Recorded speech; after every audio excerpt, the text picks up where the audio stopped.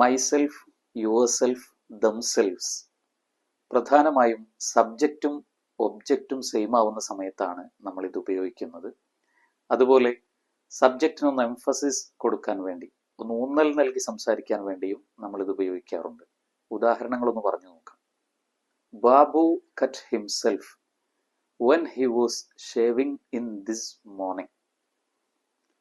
I don't want you to pay for me. I will pay for myself. ഞാൻ തന്നെ കൊടുത്തോളാം, നിങ്ങൾ കൊടുക്കേണ്ട. Okay.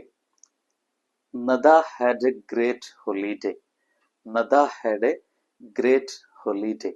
She enjoyed herself very much. She enjoyed herself. അവിടെയാണ് she enjoyed herself. Then do you sometimes talk to yourself? Do you sometimes talk to yourself? നിങ്ങൾ നിങ്ങളോട് തന്നെ സംസാരിക്കാറുണ്ടോ? Okay. So reflexive pronoun എന്നാണ് ഇത് അറിയപ്പെടുന്നത്. ഇതിൻ്റെ ഉപയോഗം ഇങ്ങനെയാണ്. Thank you.